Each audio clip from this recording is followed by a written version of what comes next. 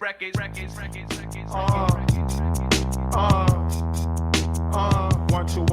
two, 1, 2. Yo, what is up, everybody? You hear the intro, so you know what time it is. That's right. It is time for the In Off the Bench podcast. I am Daniel Ball, and I'm joined as always by my co-host, my partner in crime, my brother from another mother, Jim Cross. And Jim, we are talking Texas A&M baseball tonight. We got Ryan Prager on.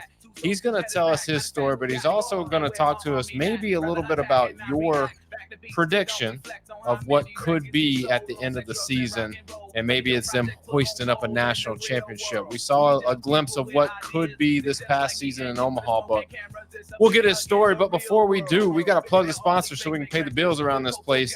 In Off the Bench podcast is brought to you by Chinook Seedery. Whether you're on the field or in the boardroom signing deals, Chinook will help you get the job done. Memphis City Designs. Get your brands, gear, and logos on everything from shoes to underoos. As a matter of fact, you can get your In Off the Bench podcast underoos there. Get them while supplies last because they're flying off the shelves quick. Smith's Plumbing Services. You got a sink clog, drain clog, toilet clog, anything in between. Call my boy Dustin at Smith's Plumbing Services so they can take good care of you. Finally, Old Dominic Distillery. Experience 150 years of tradition in the heart of downtown Memphis. From bourbon to vodka, whiskey to gin, Old Dominic's got you covered. Stop in today for a tour or to pick up your favorite bottle. And as always, tell them DB, tell them Jim from the In Off the Bench podcast crew sent you. Jim, it's time. We got to get to it. Help me welcome on to the show with the biggest interview in podcasting this week, our man, Texas A&M baseball star, Ryan Prager. Hey, guys. Thanks for having me. Yeah, absolutely, Ryan, man. Stoked to have you. Like I told you before the episode, wanted to start having more guys from Texas A&M. We got to see you guys a lot last year. Daniel, as a matter of fact, in his first time to Omaha, got to see you as well. But before we get into all that, I want to kind of break the ice. I got to know. I know the outcome wasn't well, but I watched the game in its entirety. I saw the scene in College Station. Did you get to make it to that college football game and be a part of that crowd? Yeah, I did. We were there. I think all of our guys were there, sitting right there behind the band, enjoying it all. And man, what an atmosphere. I memean, the 12th man here for baseball obviously shows out, but football games are unbelievable, man. Yeah. And so let me ask you, because you used the word enjoy in there, like, even when, you come up short like that, when you're around that many people in an atmosphere like that, you're with your friends. Like, I mean, it's still a good time at the end of the day, right? Obviously, you would like to have had it come with a different outcome, but I don't think you can come out of there saying, you didn't enjoy yourself to the fullest, right? No doubt. I mean, obviously, we all walk out of there a little sour taste. Wish we could have won the football game, but then we look back at it and we're like, man, there were 107,000 people there. Atmosphere was elite, like the music, just all the fans into the game. And it's like, cool. Like, if that's the way it's going to go, but it's that kind of atmosphere, it's that enjoyable, like, I can live with that. Yeah, it's a place I need to get to. When you look at the SEC rankings for night games and really across the whole country, you'll always get varied lists, but LSU and Texas A&M right there in the top three, no matter what list you look at. I've been to so many LSU as an LSU fan, and I'd like to do the Texas A&M one just as a fan in general, but to get a genuine comparison, because when you look at it on TV, it definitely looks like you could make a case, especially Texas A&M, not just the noise, but I feel like the uniformity, and maybe that's because just, school and traditions, it feels like the crowd is more in sync, and especially, the colors and everything. But I mean, that's what Texas A&M does, right? And it's like you said, the 12th man, the crowd, no matter what the sport is, they bring it and have a lot of tradition, and there's not a lot to, think negatively on, because even when I saw you guys in Omaha, like the fan base absolutely brought it. But let's talk about something I've heard about, some concerts on Kyle Field. And so let me ask you, if you could see any musician in person in that stadium, who would you see? It would have to be George Strait. I mean, he was the one that was just there.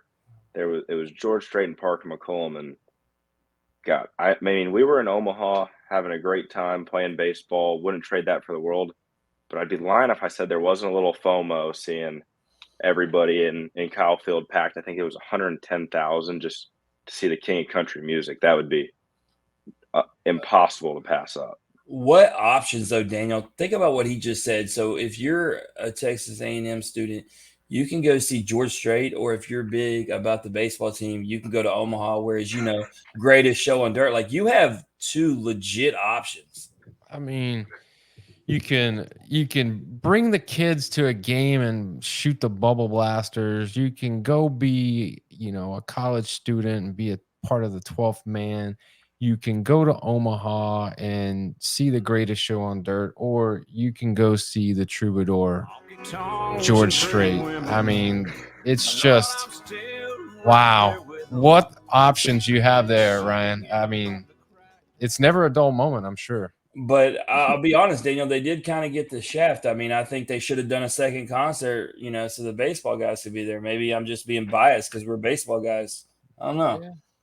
But at least he said George Strait, man. It was nice to not hear Morgan Wallen for a change. So Ryan, we really appreciate you. As a matter of fact, I need some guests to start doing some studying so they can hear me and Daniel say to a lot of guests, we would love to hear a different answer. So, future guests, if you're doing your study and your research, don't say Morgan Wallen. Like, we don't even want to see Morgan Wallen at all now. Like, he didn't even do any exactly crickets. That's what I get when I see Morgan. He didn't even do anything personally, and all he did was actually kill the game. Right? He's got fans everywhere, and now we don't even like him just because we get tired of the same answer. But last one on breaking the ice, and we'll get into your story. This is important to me. It's how I'll judge you. What is your favorite baseball movie all time? Oh. I feel like the easy answer is The Sandlot, but I'm going to go Little Big League. Dude, big fan. I love both of those, and I like that you went comedy. But I'll say this on the Sandlot thing, because that is my favorite. That is never the wrong answer, and while it can be the typical answer, you can say it, and there's just nothing wrong with it. We had a sports movie draft, Ryan, and with the number one pick of the draft, and this was all sports, I picked Sandlot. And when we put our movies out to be ranked, our list, I mean, every person was coming in there, it's got to be this one that has the Sandlot. I knew what I was doing with that first pick. Everybody loves the Sandlot. So Daniel's a major league guy. He's a very old school guy. I love that movie. It's here's the thing. If the Sandlot comes on and you're flipping through, you're going to stop and watch it. Major League comes on, you're going to stop and watch it. Any baseball movie for me, I'm going to stop and watch it. There's not a single one where I'm just going to be like, I'll catch it on the next round. I'm always going to stop and watch a baseball. What's interesting, though, is that he brought up Little Big League in our other show, Pros and Joes, Daniel. Like, me and Mike have had to talk about this. And so I guess I got to kind of ask this. We've had that conversation, and it feels like every guest hasn't seen it, Ryan. So it's good to have someone who has. And we asked who would play the villain role that Ken Griffey Jr. does. Because remember, people loved Ken Griffey. He wasn't an actual villain. So when you pick this person, it doesn't have to be somebody people hate in baseball, but you definitely want to have somebody that's that larger than life figure. Like if you were to do that modern day movie, like who do you think would be good for that role? Oh, I said Aaron Judge, especially because he's a Yankee. That's where my head was going, was Judge, just because it's the bigger guy. It's like you can make him the scary presence. I was thinking almost like if you do it on like the college game, like Jack would have been a good one, like nicest guy ever, but you could kind of turn him into the bad guy just because of how big and how good he is. And we don't like Florida, so I like where you're going here. Let's go. You know what? I like the way he thinks, Daniel. Yeah. Daniel, I don't know if you saw my post. I just did it about 10 minutes ago. It probably made you a little nauseous. It's a first time thing. I had to book it. I'm going to break the news right here on Ryan's show. We are going to have a Florida guest, and there's reason behind it. So don't yell at me here on the show, but a SEC duo of siblings. We're going to have Colby Shelton from Florida and his sister, Carly Shelton, who's a star on the South Carolina softball team. I found the dynamic in that interesting. So in order to do that, Daniel, I had to bring a Florida guest on. So I'm breaking our own rules. I'm sorry.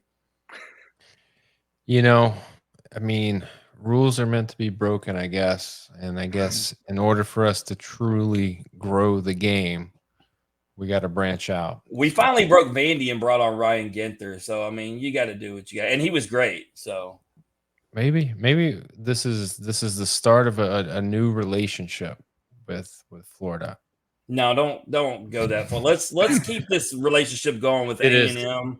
It is You know. football season too, so it makes it really difficult for you.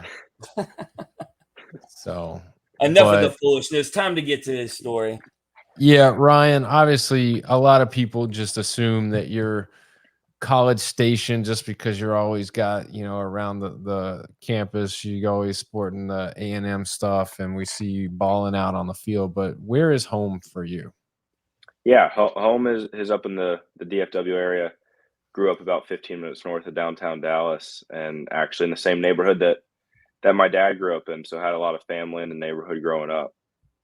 So Dallas Fort Worth, that's a very large area. Are you a Dallas football fan? Please say yes.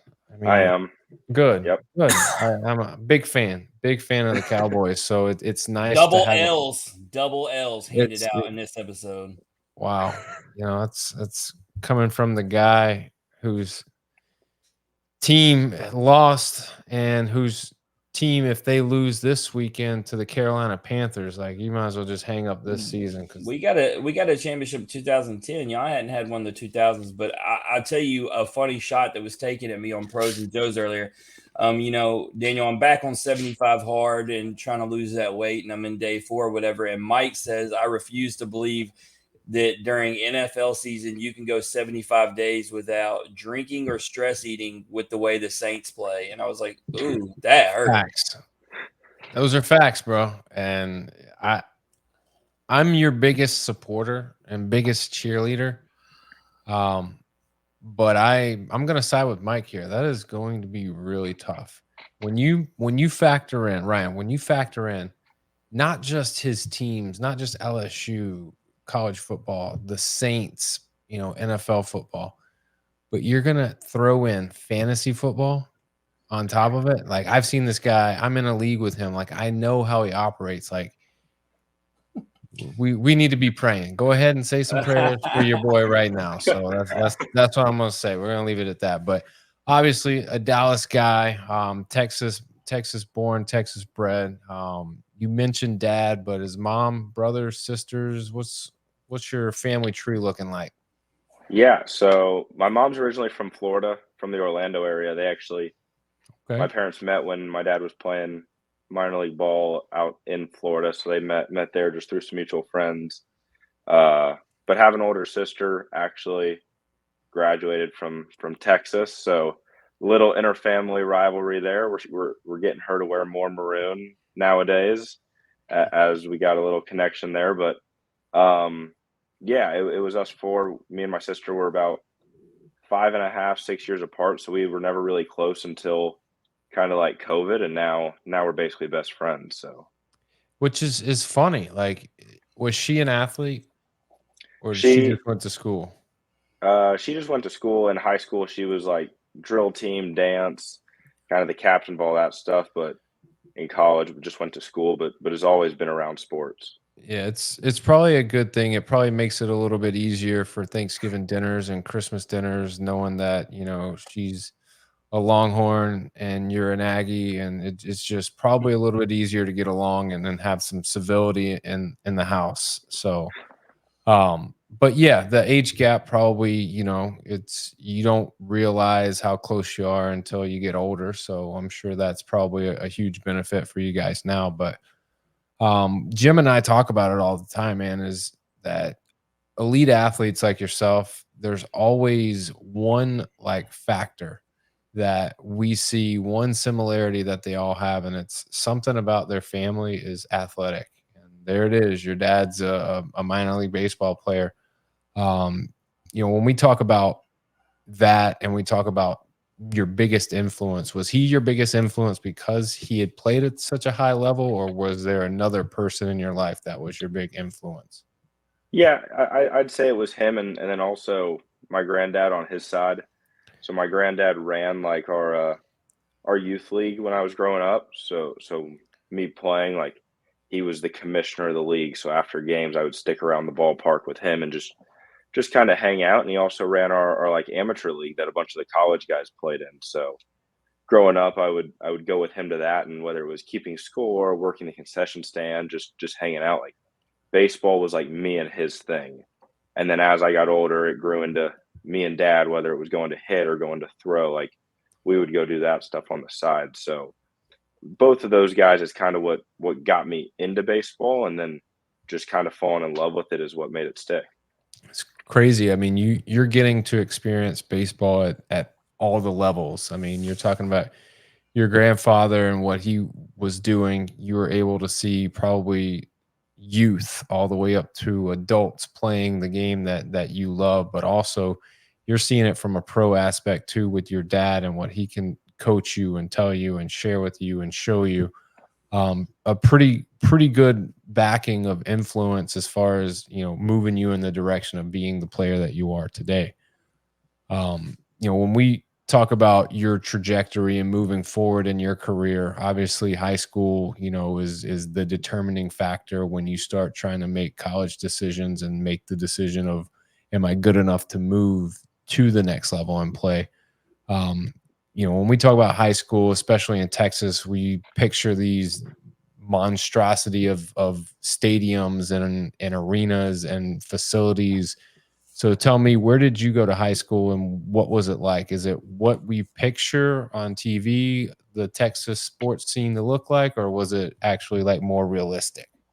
Yeah, mine was definitely not what you would probably assume. A little more realistic. It was went to a small inner city school, Hillcrest High School, part of Dallas ISD. So we were never the best at any sports at all, really. I mean, it was more so a chance for me to go to high school and play with some of the guys that I grew up with and stay in that circle. So we competed enough in our district to have a good time and have fun, but by no means were we playing in a cathedral, basically, where we just loaded with 5 stars on our football team and commit after commit on our baseball team. A lot of the better baseball I played came in the summer, and I was fortunate to play for a really good summer coach named Jack Sharp, who's been doing it forever and helped get me in front of the right people, and that's kind of what helped me progress into not only the player I'm now, but helped me get to the place that I am now.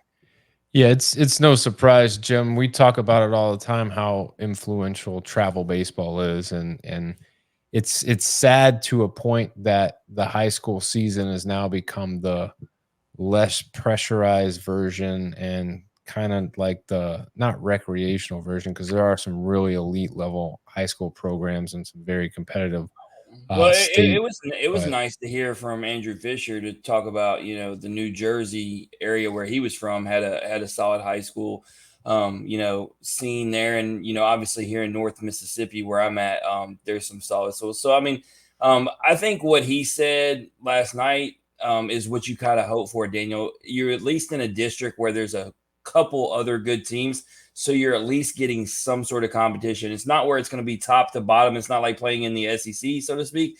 But as long as you have a couple teams where it's, you know, it's competitive to where it's more fun and it's not just, you know, rolling over people. right, and um, either way, I mean, what you were able to accomplish through your, you know, ninth through 12th grade years is where really what made you get to where you're at today. I mean, you posted a 9-2 record with a .44 ERA. You had 136 strikeouts with 6 walks and 63 innings in Yeah. 2021. Did you have to read that back twice to make sure? I Like, that's pretty I gaudy had to stats, dude. slow down on when I saw 136. Like, okay, like the ERA 9-2 record. I'm like, all right, I can see that.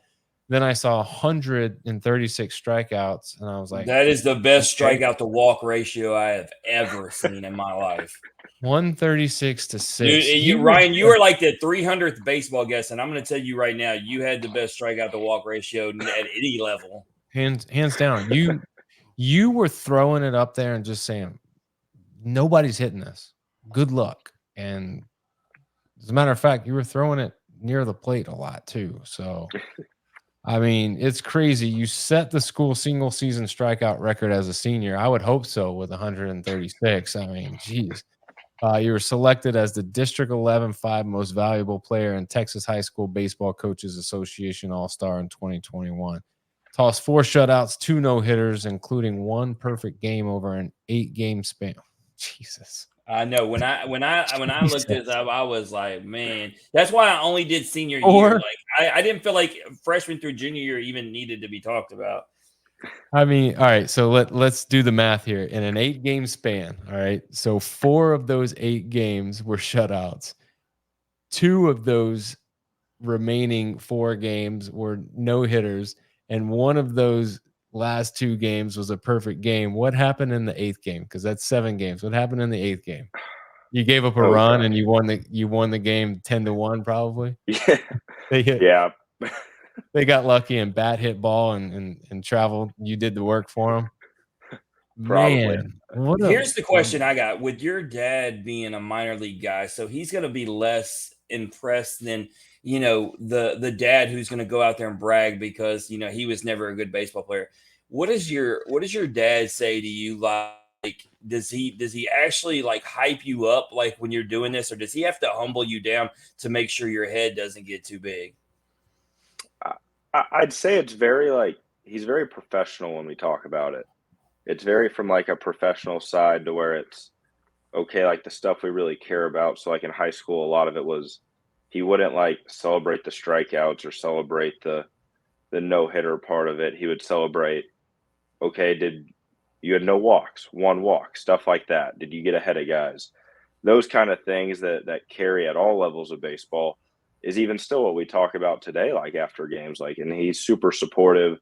He balances dad mode and almost like ex-player mode. But still after, he always tells me he's proud of me, this and that. And then we go over the game and it still comes back to limiting free bases, getting ahead of guys and executing pitches. And that's still what we talk about. That's kind of what I was going to say. It seems like he is focused on like a higher level of complexity of the game, which is the execution part. Like not so much the stat part and the end goal, but all right, how did we reach the end goal? How did we execute? So obviously, we don't even have to ask. I mean, your senior season had to have been amazing. But giving all that, given the senior year, what were your top colleges, when it came time to pick? What were your top schools? And then obviously you chose Texas A&M. Why did you choose them over the rest?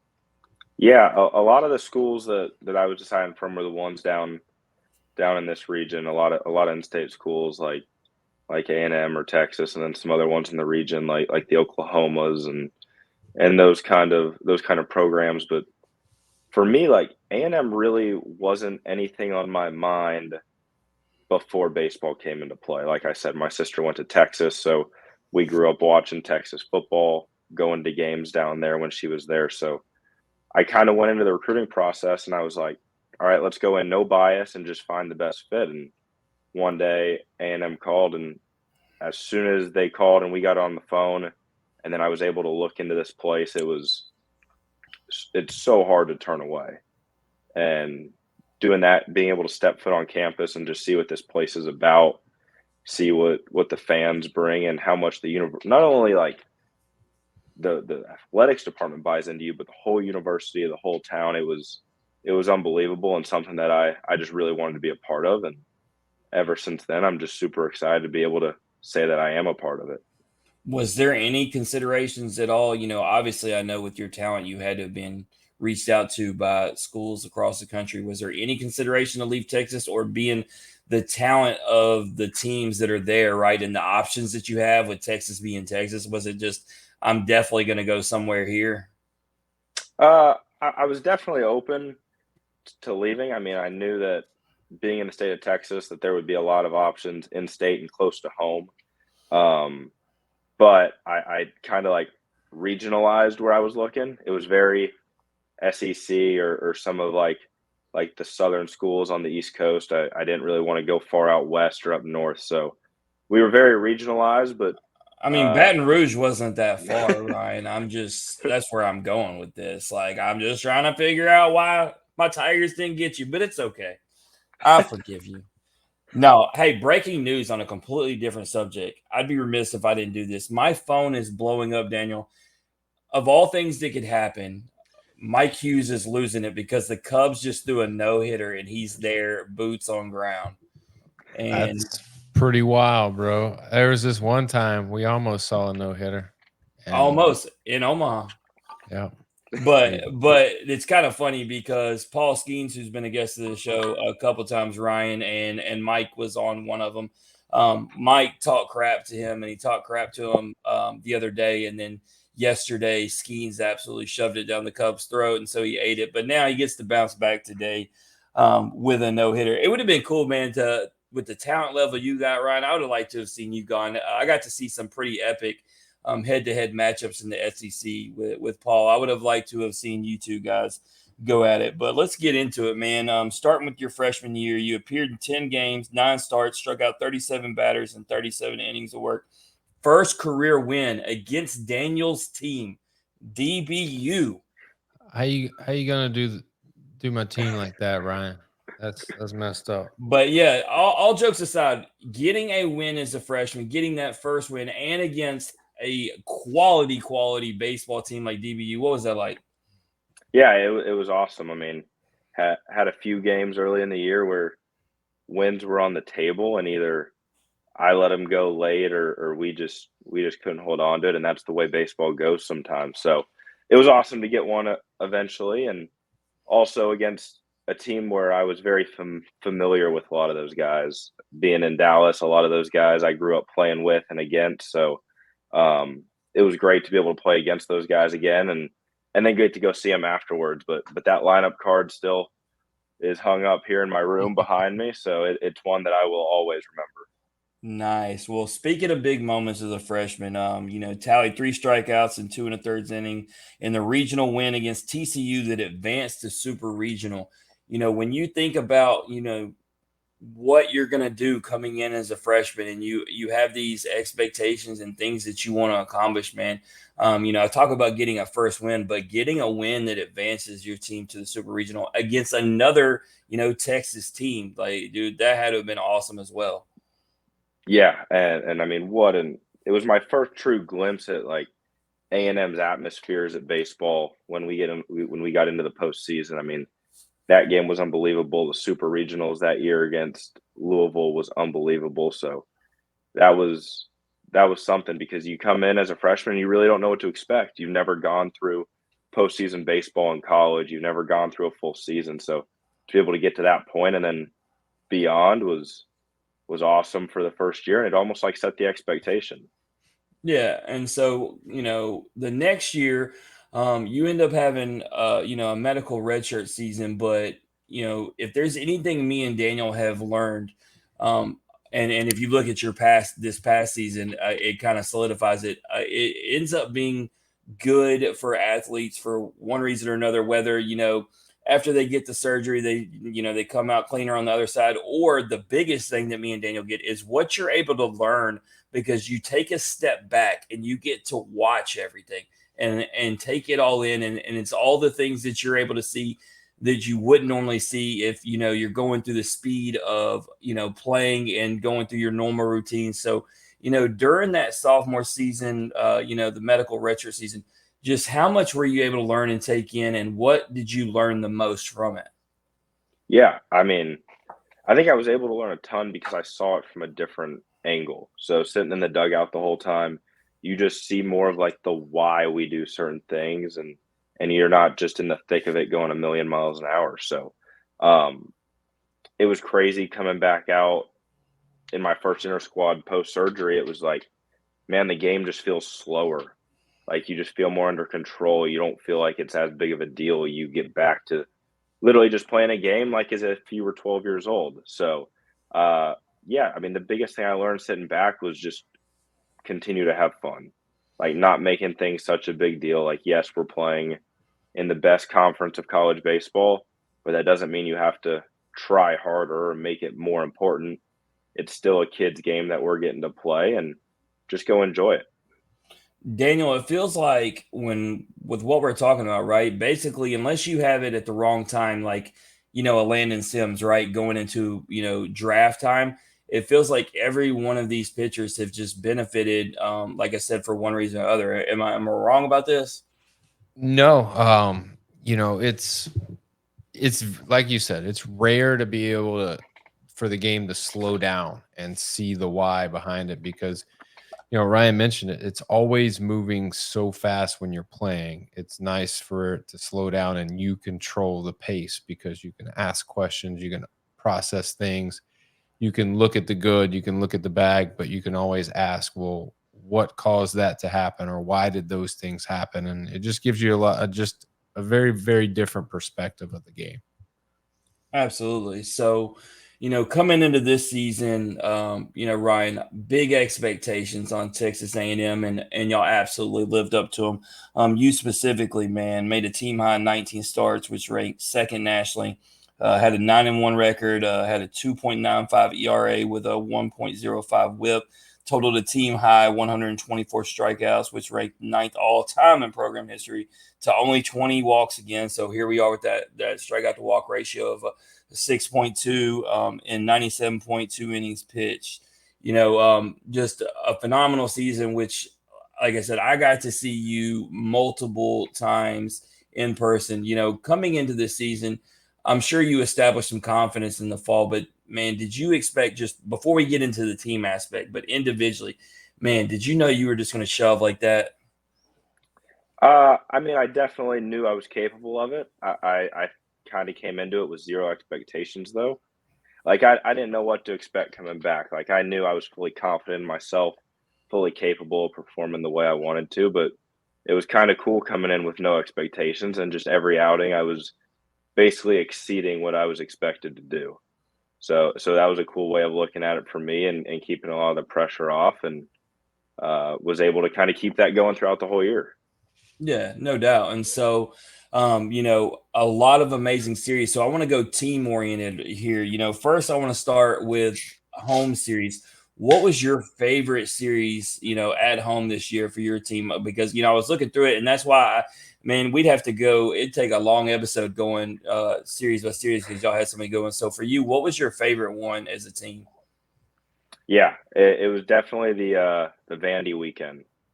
That was a weekend where we played really well as a team. I think after that weekend is when we first got ranked at the top of the country. But that weekend was just really great crowds all weekend, a ton of fun. It was when Hayden Schott started the Rattling Bog that kind of went viral for us. So it was huge, and not that we needed it, but it was kind of just another jolt to get us kind of over that hump, that midway point of the year. Yeah, and I got to see you on the road, so this may be the answer. Absolutely took it to them. Could be, I got to see you on the road twice. I know LSU is obviously not the answer. Which, let me be clear, if there's anything I've learned, that was the best thing that could have happened to y'all. No team wins the championship without getting punched in the mouth down the stretch by a team that's not better than them. LSU was clearly not better than y'all, so I felt like that series was actually needed. But I got to see y'all in Oxford as well. That's actually where I met Jace originally, and found out that y'all just had a lot of cool character dudes, including Hayden. But what was your favorite road series? Like I said, Oxford could have been it, could have been another one. Yeah, I really liked. I mean, I guess I really liked Oxford. I had been there before. One of the ones that I hadn't been to, I really like South Carolina. Just I liked that Founders. stadium. Ryan, we have never had anyone that didn't say they didn't like Founders. As a matter of fact, Yeah, there's a lot of people that have pretty much, as much as people like Alex Box, or even Baum Walker. Daniel, would you not agree? A lot of people have it second to Duty Noble. Yeah. I mean, players love going there. yeah. But I mean, I guess my freshman year we went to Alex Box, and we went to Ole Miss. So both of those are awesome atmospheres. Like, I think we got really lucky last year in terms of just the away atmospheres, because when you go on the road, you never want to play in the dead environment. Mhm. That's boring. Like you never want to do that. You want to the competitor in you wants to be in the hostile environment, and you almost take some pride of like beating somebody in their own park and kind of making their crowd go quiet. So it's fun being in those hostile environments and getting to experience those.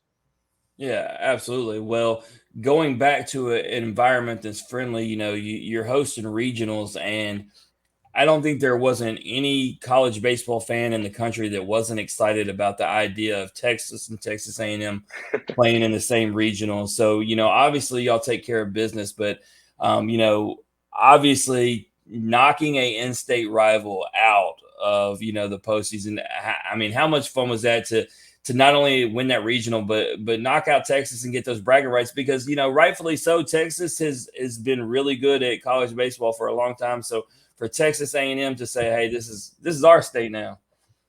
Yeah, it meant a lot. It meant a lot to us because it got us one step closer to getting to where we wanted to go, and it meant a lot to our fans and our university. I mean, we showed up to the park at I don't know, we played at 7. I think we showed up at 3, and we already had people like behind our left field wall with chairs that they had set there the night before. Like that place was unbelievable. It was packed. It was rowdy, and it was a great game. It was a long one. It was a stressful one, but when that last out was made, I've never heard that place get that loud. Nice. And yeah, so y'all do that, have that amazing win in advance, and then you host supers where I made the mistake. I thought the super between y'all and Oregon, I had it as the most competitive supers matchup in my opinion. And y'all really had no problem with them at all, and advanced, and at that point, that was when me and Daniel on here start talking. Okay, man, Texas A&M, we knew they were the real deal, but then it started to be like, okay, this is the team that if anybody, because we were high on Tennessee from the jump, so that wasn't new for us, but we're like, this is the team that could beat them, and so to see, the way Omaha would end up going. But let's start, first. You punch your ticket, you go there. Every kid's dream is going to Omaha. What's it like? When you get to Omaha, you punch that ticket and you get there, and it's a real thing. Yeah, it's a whirlwind of emotions. Especially, it was nice for me and a few of our guys who was our second time being there, but it's so much to take in from all the fans that are there that want every autograph possible to making sure you get enough T-shirts for you and your family, and also just experiencing the stadium and getting to go to other people's games while also managing being ready to play baseball when you have to. So it's a lot. There's a lot going on. The town makes it awesome for you, though. They treat us like royalty while we're there, and it's unbelievable. But it was great for us when we were there because we were able to separate baseball and almost like tourist mode. So we were able to take in the days that we were off, and I think that really helped us kind of be super engaged when it was time to go play ball. Yeah, and I mean, Daniel, like I said, has his first trip to Omaha, and this dude gets absolutely blessed. We go to four games before he had to leave, so he only got those open four. But you get 3 walk offs, and the fourth game, which is y'all, might as well be a walk off because Jace robs the home run, which ends the game. So it had all the same feels. Like, obviously about your game, but were you able to watch those other games and just realize like when you talk about having the right 8 teams, it just felt like it all laid out perfectly.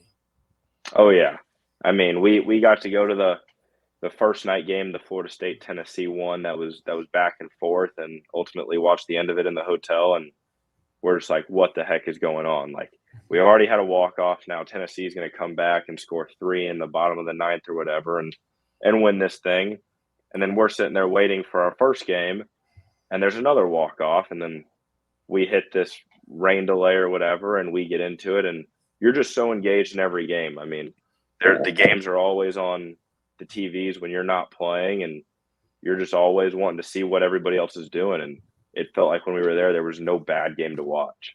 Yeah, and I mean, I don't know if you felt that way because you said you're at the game. Daniel called it. I didn't necessarily feel that way, but when they brought in Nate Snead for Tennessee, I said they're going to bring in the closer, down 3 runs. And Daniel goes, because 3 runs isn't enough. And they feel like if Snead comes in here and completely shuts this thing off, they're going to win this game. And sure enough, they did it. Did you have that same vibe about them? Yeah, definitely. Especially when we played them, it felt like us as a team had to stay super into it, even when we had a 3-run lead, or especially in the second game when we had that 1-run lead for a while. It was like, we got to keep going. We got to keep going, because you just knew how good they were, and it felt like one swing of the bat could change everything. And they were 2 pitches away from swinging the momentum their way. So they were definitely really good. But even watching them, it was like, you can't give them anything, because they'll just take it and run. Yeah, and then in the first game that day, I mean, me and Daniel sat there and said, "Would that actually was able to get us tickets directly behind home plate for that game?" And so me and Daniel were behind home plate and got to see Vance Honeycutt up close, and we're having the discussion in real time, like, why do you pitch to this guy? And yet they did it, and they paid for it. So yeah, all around good games. And then, like I said, y'all's game ends with Jay's taking care of business. So I'm going to ask this on air, Daniel. Will you be in Omaha next year? Will I or Ryan? I mean, no, will you? I know Ryan's going to be there. I'm asking you. After your experience, is there any way you can say no to going next year? I mean, it's going to be hard to beat those first 4 games that I saw this past season. But if you're talking about trying to have a fun experience and see the best that college baseball has to offer, then yeah, I'm going back for sure. But fast forward into the final series, Ryan.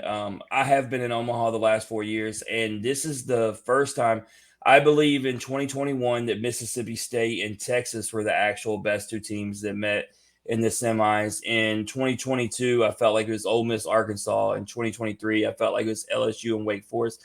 And so for the first time, I felt like we were easily getting the best 2 teams, and it really did play out that way. I mean, that series could have gone either way. The final game, I mean, every part about it, even when Tennessee won, you saw Tennessee fans they're holding their breath. That every guy in your lineup, top to bottom, can do damage. And then having you guys, pitch the way you did, it just lived up to the hype. And, I got to ask, even though y'all lost, I mean, is it one of those things that, you feel good because that y'all brought y'all's best, y'all did everything you could in it, and it's one of those things that just maybe even Tennessee isn't the better team, they were just the better team on that day? Yeah, a little bit. I mean, I'd say it still stings. Like, when we still think about it or we look back on it, it's still like, just, man, nothing we can do about it, but we were so close. Like, you never know when you're going to be that close to it again. So it still stings sometimes when we think about it, but we look back at those games and we're like, if we were to go back and do it, there's really nothing we would really change. Like, it's just the way baseball goes sometimes, and we're a quarter of an inch away from maybe the game being completely different. So we'll definitely look back one day and be like, man, second place still sucks, but definitely one that we'll take and remember for the rest of our lives, and hopefully be able to have the older guys take that this year and be able to take that experience there.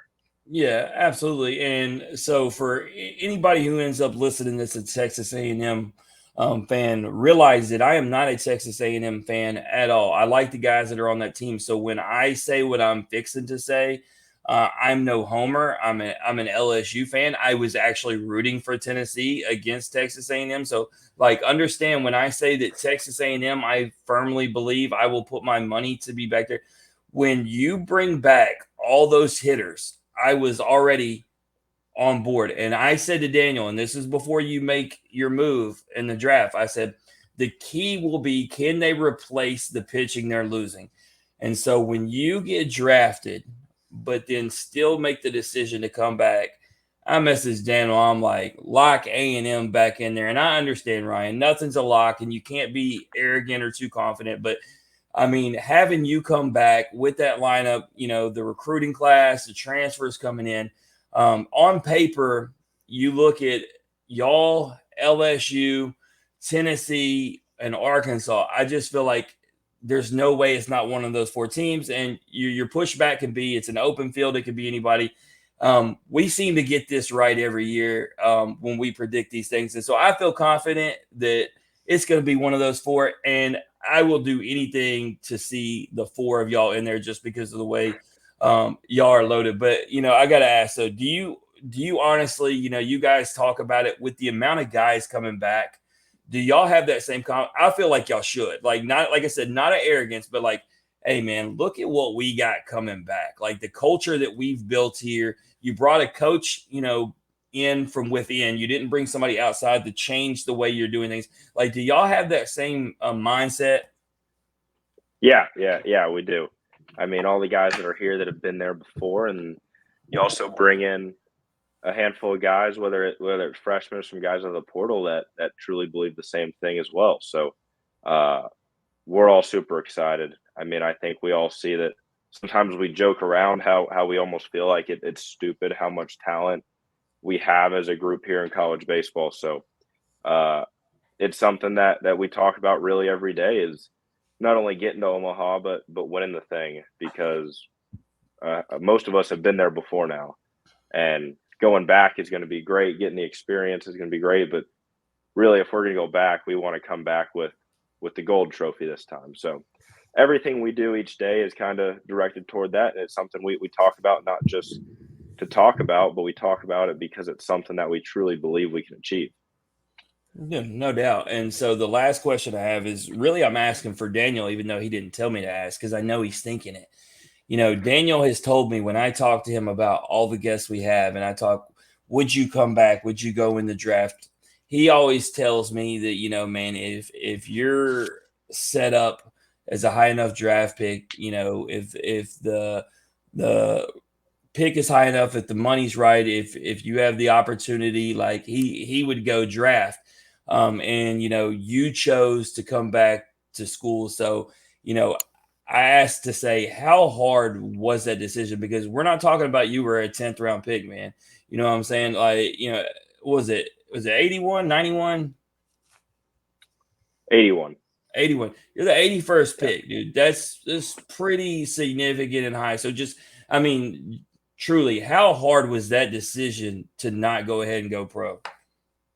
Yeah, it was tough. It was a lot of conversations in the meantime with my family, my advisors, who were extremely helpful through it all, and then also Mike here, because Mike was super supportive.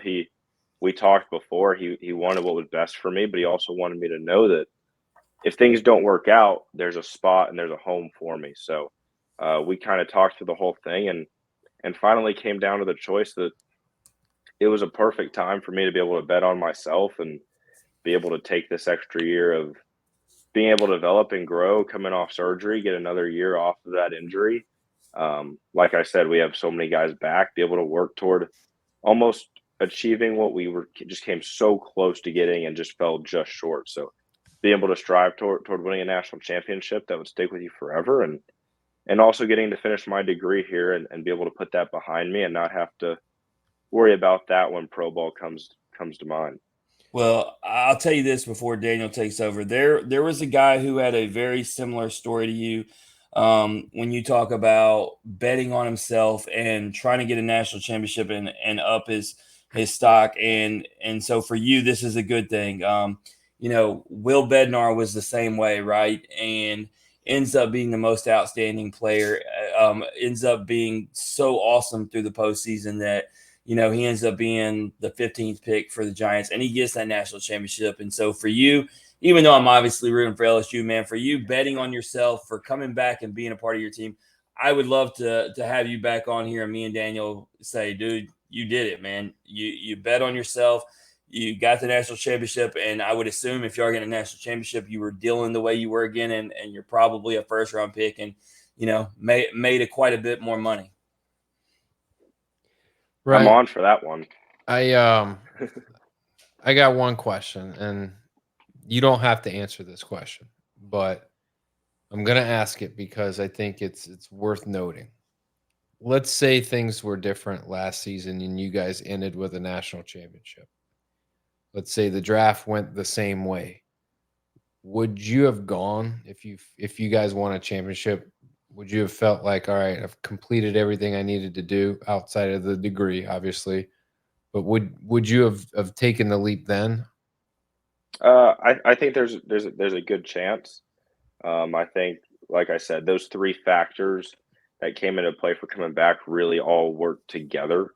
Yeah. They weren't independent; they were kind of interlocked with each other. So I'd say there was a good shot, but now kind of finishing the season with that sour taste almost, it was even more eager to try to do it again.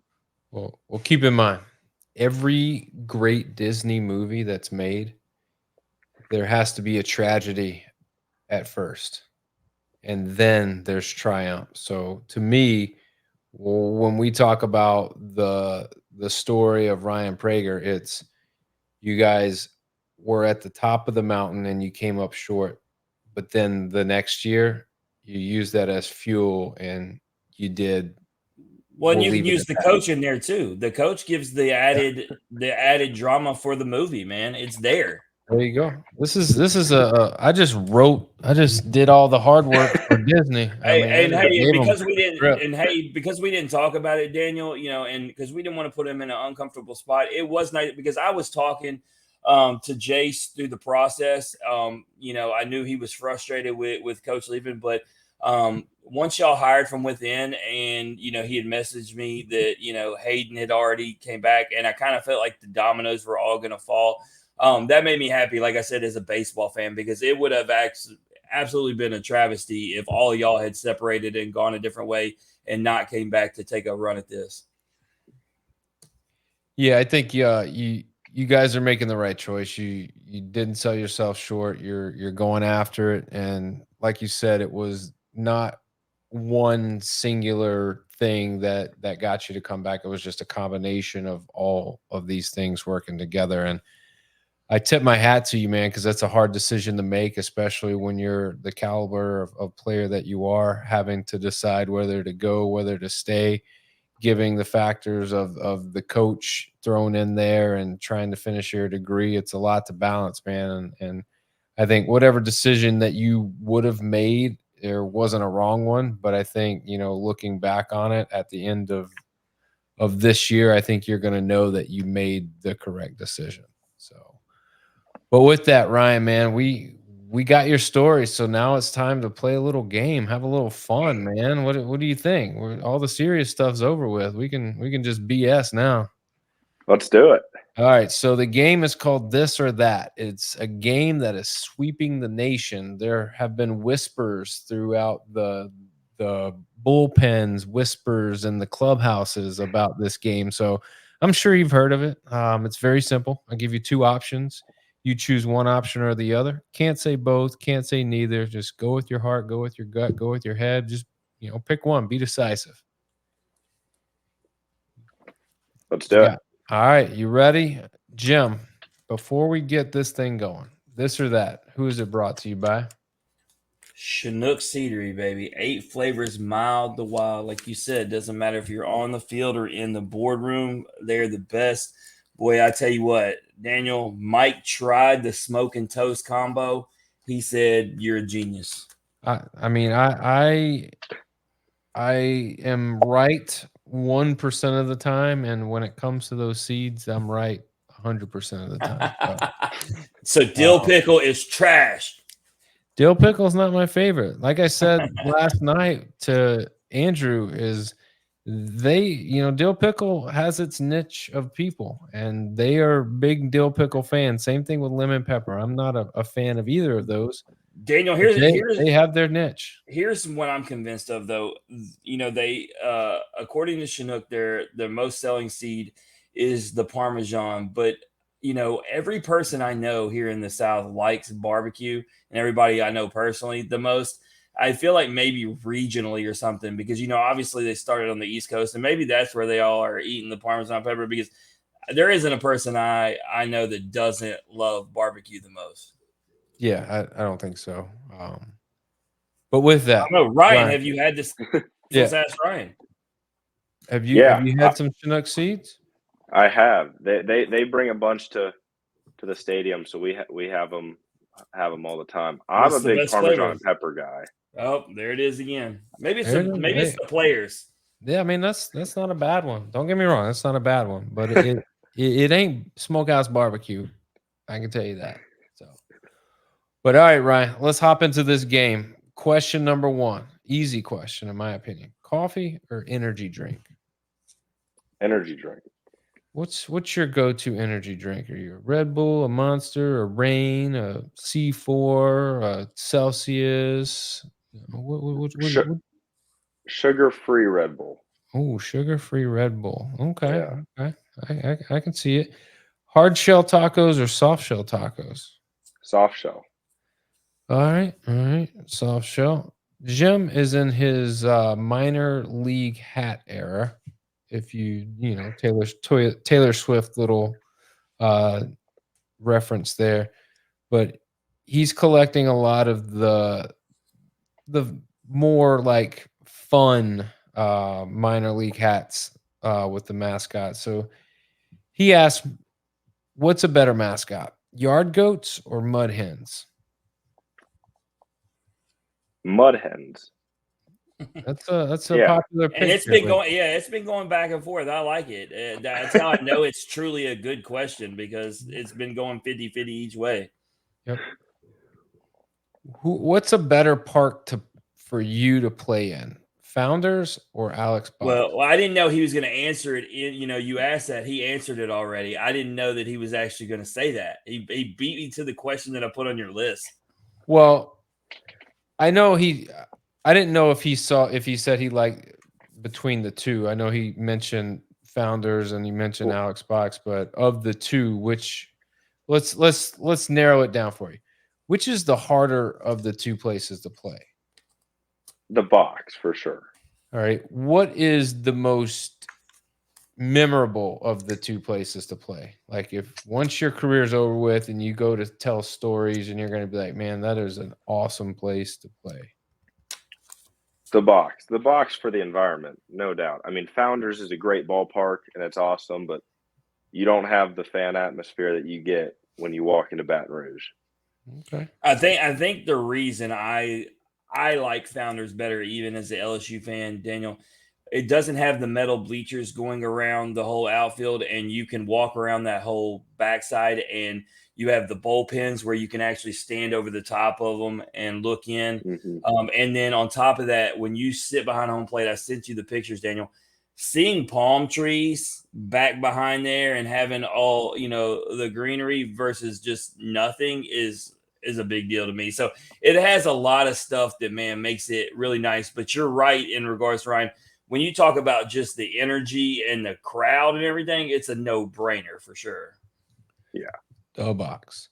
All right, going back to Jim's minor league hat era, would you rather the Trash Pandas or the Rumble Ponies? Trash Pandas. All right, well, let's end it with the big one. Would you rather have Trash Pandas or Mud Hens? Mud hens. I don't know what it is. I don't know why. It's the only one of these four that I don't there. have. It's the only one of these four I don't have, Daniel. I'm ordering a Mud Hens hat when this episode is over. I don't have a guest to sign it though. I need a Mud Hen guest. It's an angry hen. I mean, it just looks like a chicken with an angry face, and he has a hat on, and the hat has a big T, and it looks like the Texas Ranger T, but I think it's Toledo. But it's a pretty sweet hat. Nothing crazy. It's not a trash panda. I'm definitely checking the it's roster close. to make sure that I'm mistaken and we don't have an off the bench guest on there that I can get to sign it. Because the problem is, just double checked. We don't have any guests there, man. The part that I like about it most, Ryan, is I get the hat and then I have somebody we've had on the show sign it. Somebody get to the Mud Hens. I need this done ASAP. There you go. There's your destination, Ryan. Get it. That way you'll have a reason to get the hat and support the team. All right. Who hits better bombs? Jace or Grahovic? Jace, because it's the left-handed swing. Yeah, I mean it's hard to beat that. It's for whatever reason, lefties as awkward as they are, they make hitting home runs look nice. I They mean, did you really see do. the video I sent you of Dylan Dryling's first home run in MILB? And to your point, I've been sending you everybody else's, and they were right-handed, and then I send you his, and his just made all the rest of them not look the same. I mean, the swing did left the ballpark in a hurry. It looked like it traveled forever. Like the lefty swing is special. It could be a dink or do, but if you just zoomed in on the swing, you'd be like, man, that is just he put a nice touch on that ball. All right, what would you rather do? Go to a luxury swimming pool or go to the beach? Luxury swimming pool. Yeah, I mean it's easier. It's not an event. You don't have to pack a whole lot for it. I can This get is down with this is that. one of the smartest guests we've had. Too many of these guys say beach, and I don't think they deal with enough problems in the sand. That's my Yeah, reason. I mean, I hate getting home and then there's sand in places where sand shouldn't be. thank you. Yeah. How about the reason I didn't go see Mr. Ben Joyce, who just threw 106 miles an hour, was because I was 45 minutes away at the beach, was like you said, sand everywhere and no clothes to change into. And I was like, you know what? I'm not going to the baseball game because this is just going to be an inconvenience for the next 3 hours. And sure enough, on that night, he threw 104.5. So what a mistake. I should have just dealt with the sand. But the point of it was I told Daniel, I was like, next time I'm just going to the pool, man. Forget this. Well, I think inevitably tonight you would have been pissed off because you would have saw him throw 104 and then he would have been like, not a big deal. I'll just throw 106. And Come on. what's funny is the smile that he had afterward, they zoomed. Clearly, he immediately saw that radar gun light that up because that mischievous grin he had on, he absolutely knew and he was absolutely proud. 106. Unreal. All right, Ryan. Last question. Would you rather be the first pick in the draft or would you rather win a national championship? And before you answer now, like the first pick, it's about $10 million that goes with that. So Yeah. choose wisely here, buddy. Some people are going to be mad at me, but I'd say win the natty. Oh, They're not going to be mad. That's the common answer. I wanted you to be number 12. I'm going to be mad. I thought he literally, Daniel, could have been the 12th man. He would have been the 12th person to ever answer money. And I thought he was going to because he said he was they too. were going to be mad. Dadgummit. It's all right. I understand you're coming back to finish the story and you're coming back for a reason. And that's one of the big reasons. He's going for the the Paul second- Skeens. He's going to win the natty and be the first pick, he said. Let's be real. We all know Ryan's going back to school to graduate. It's not to win a national championship. No, one of many. Think about that, though, Daniel. Think about that. Ryan has the chance at a trifecta, all jokes aside, and not even necessarily the first pick, but go back, get his degree, win a national championship, and say he ups his stock to be in a first round. I mean, dude, it would be the greatest choice he ever made in his life. Like, no choice he makes in the future could outweigh that one. No, not at all. But Ryan, dude, we wish you a happy, a healthy, a successful season, obviously. And regardless of where it takes you, just know that there are people that are going to be proud of you no matter what, man. You're going back to school. You're finishing out a 4-year commitment to a university that is not, it's one of those things that it's not guaranteed anymore when you enroll. But also you're getting a chance to improve draft stock. You're getting a chance to help, move your team to do something that is huge for the university. So with that, dude, we hope to bring you back and we'll talk about it no matter where you guys end up. We're going to be happy and we'll support you along the way, man. Awesome. Thank y'all. I appreciate it. Yeah, man. Anything you want to plug or promote before you bounce? I'm all good. Not at Ryan Prager 10 on Instagram, anything like that. If they don't plug their social media, that means they don't care much about social media, which is a great thing. It means he doesn't spend much time on there. Yeah. Don't worry though, we got yeah. Hayden Schott coming up. He will plug his because that dude definitely uses his. He's all over it. He'll for sure plug his Twitter because he needs all the views for. Get him talking about fungo golf. He needs all the views for fungo golf. Oh, if you guys, that's our new sponsor at Fungo Golf.